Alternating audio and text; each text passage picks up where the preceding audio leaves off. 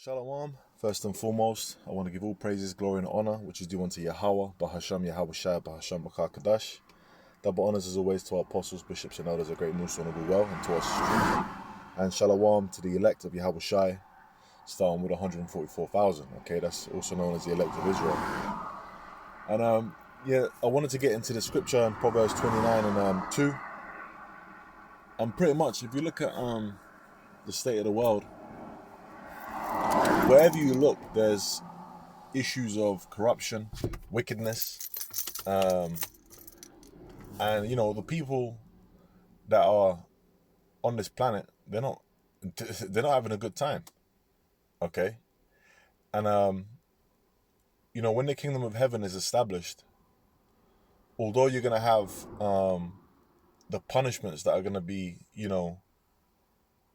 given out to non-Israelites, which are these heathen, okay, because they were set up to serve us.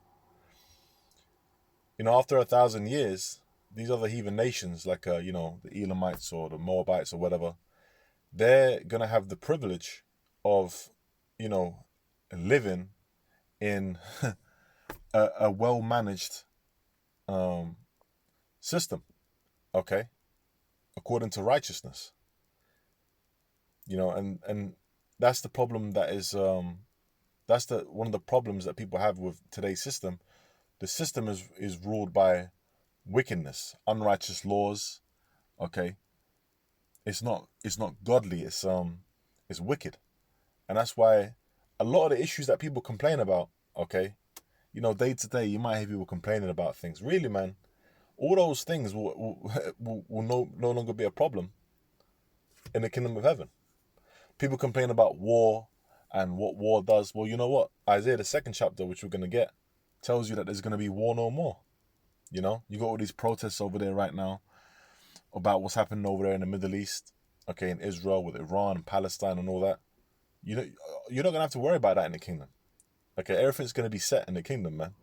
All right? There's not going to be no back and forth. There'll be no war. Okay? There's not going to be corruption. There ain't going to be, there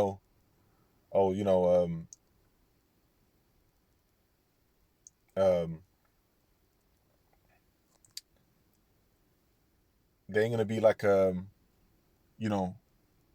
corrupted mindsets. Okay? There's going to be no democracy, first of all. So it's not going to be, which the political system is BS anyway. We know who the real rulers are, which are the elite. Okay? It ain't going to be none of that, man.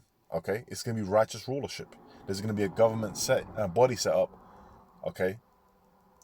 With King David at the head and the apostles and 144,000. Okay? The prophets that are going to be ruling in the governing body. Right? Now this is Proverbs 29 and 2. It says, when the righteous are in authority, the people rejoice. Why are they going to rejoice? Because it's going to be managed properly. Because the righteous people are in authority. Okay, and right now, the righteous are not in a position of authority. Who are the righteous? First and foremost, the righteous nation, okay, the Lord's nation, his chosen nation is Israel. And amongst Israel, you have the elect. You have what the governing body of the elect, 144,000, set up to rule. Okay. It says, but when the wicked beareth rule, the people mourn. So everyone's mourning right now. Why? Because the wicked are ruling. And the same wicked lineage, okay, which are the Edomites, biblically, okay, known today as, you can call them the so-called white man, okay, although they're not the white man, okay, that was a label they put on themselves. White represents purity. That's why we say so-called. They're the Edomites. If anything, they're the red man, because Edom means red. They're the Edomites in the scriptures, okay, whose forefather was Esau.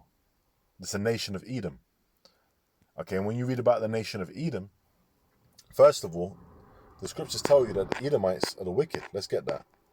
This is Malachi chapter 1, verse 4. It says, whereas Edom saith, we are impoverished, but we will return and build the desolate places, which they've done.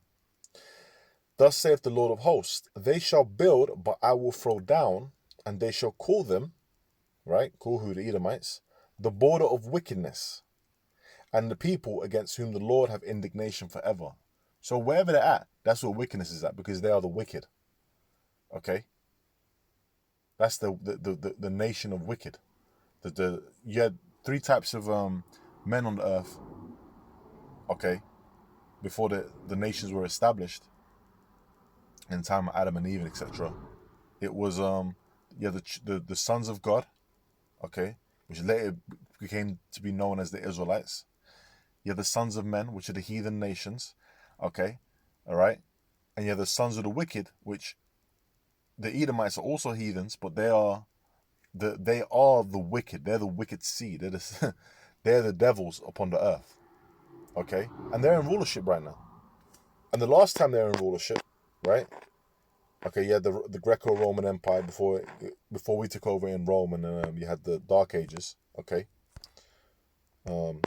Let's read what the scriptures have to say when the last time they had rulership like that, when they came into power, right? Now, First Maccabees, the first chapter, talks about Alexander, the son of Philip, which they call Alexander the Great, okay, a Macedonian, who basically, he set up he took over strongholds in the Persian Empire, and through that you had who came into power, the Greek Empire, okay, which is all part of Daniel's vision of the statue, okay, with Nebuchadnezzar, right? So First Maccabees chapter 1, I'm gonna get straight to the point of verse 7. It says, so Alexander, who know we're talking about now, reigned 12 years and then died. And his servants bear rule, every one in his place, right? He had his servants. Now, let's see if my memory's good, man. Okay, I ain't gone over this in a while. His servants were, so you had Ptolemy, okay? You had Seleucus, which out of that came Antiochus, okay? And he was oppressing our people heavy, all right? And he had a whole back and forth with Ptolemy. You had Cassander and Lysimachus, okay? I believe that were the four main generals. He had other ones, but those are the four main ones in biblical prophecy, right? It says, and after his death, they all put crowns upon themselves. So did their sons after them many years, and evils were multiplied in earth. Why was evils multiplied? When you multiply something, that grows in abundance. So why was it multiplied? Because the wicked came into rulership, okay? Now you had the different heathen nations that ruled, but they didn't rule like Esau, man. Okay, Esau's the wicked. He takes it to a different level. Okay, the things that he was doing to us in slavery, man. All right, and the way that he rules. Okay, the guy's about death, man. It tells you in Habakkuk the second chapter, right? It says, "What Isaiah 10:1, woe unto them that decree unrighteous decrees." So he just puts away the Bible, puts away the laws, okay, and makes unrighteous decrees. And the decrees that he makes are for wickedness, witchcraft, rebellion, okay, corruption, and greed. Whatever of wickedness you can think of, that's where he's at, because that's who he is. It's in his spirit, okay. In Habakkuk it says his spirit that's in him is not upright in him. He's wrong. He's not right. He was created to be that. He was created to be the bad guy, the vile, evil villain. It says, and that right grievousness which they have prescribed. So these unrighteous decrees that are being pushed, you see these governments pushing these different unrighteous decrees, okay? And look, those were laws not set by God, man, by Yahweh Shemel Shai. They weren't set. Okay, the laws are in the scriptures. Okay, and that is what we're going to keep in the kingdom of heaven. We're going to keep the law, statutes, and commandments of the Heavenly Father. Okay, that's how we're going to be governing. All right, now, I'm going to also get Ecclesiastes, because that's a good one on this topic. Ecclesiasticus 10.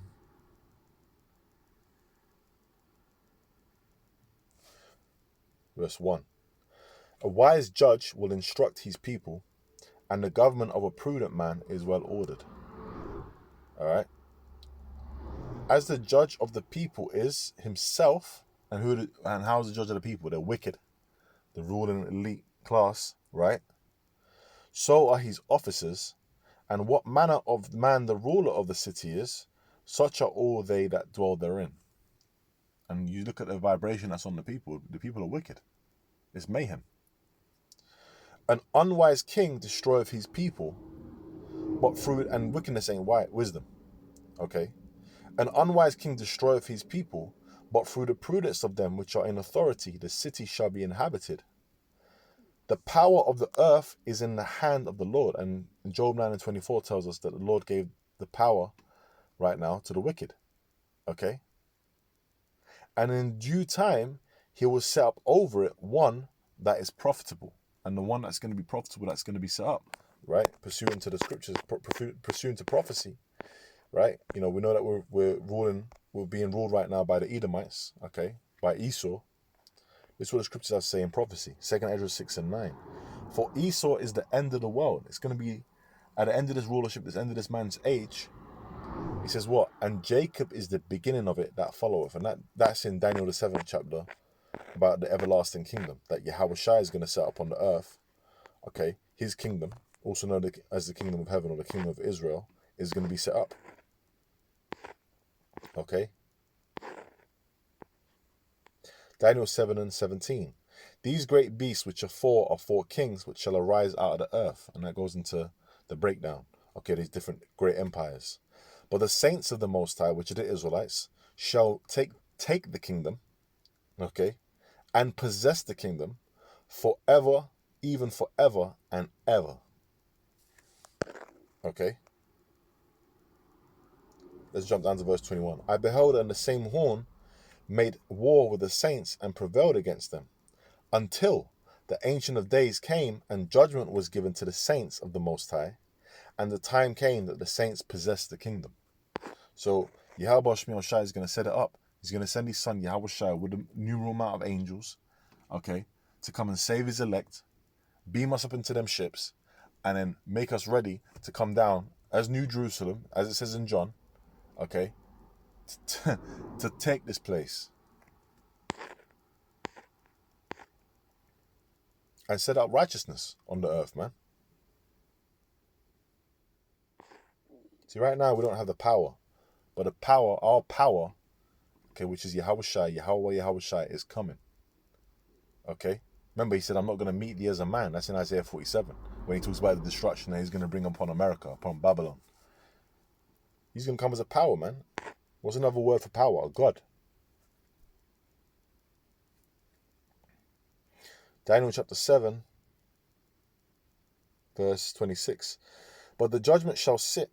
But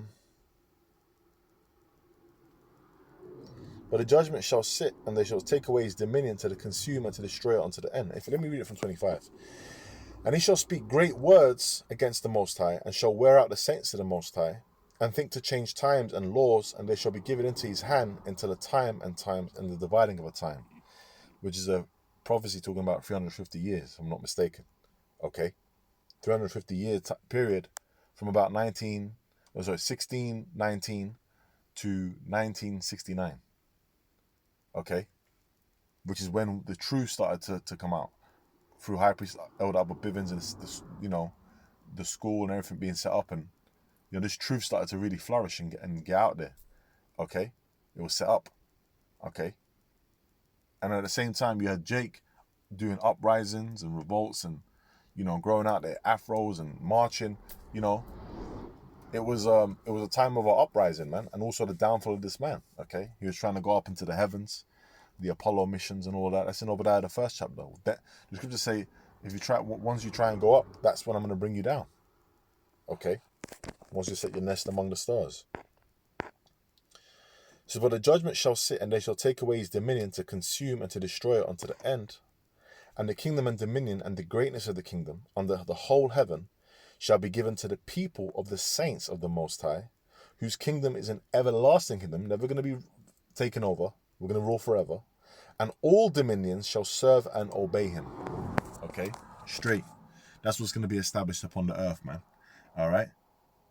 And as it's written, when the righteous are in authority, the people will rejoice. Okay? Israel, we're going to be good anyway, but we're going to be ruling so righteously that eventually, you know, after they serve their hardcore punishment of 1,000 years, these heathen nations are gonna have to accept the fact that, look, they're gonna be like glad, like, man, like, they're ruling so right. They're just in their perfection.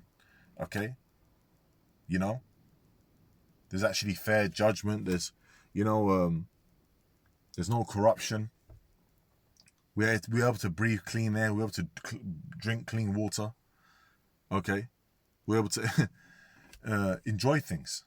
Okay, so hey, man, you know, this is just a, you know, a quick lesson, and Lord willing, it was an edifying lesson. And with that, man, I'm going to say shalom. Shalom to the Lord's elect.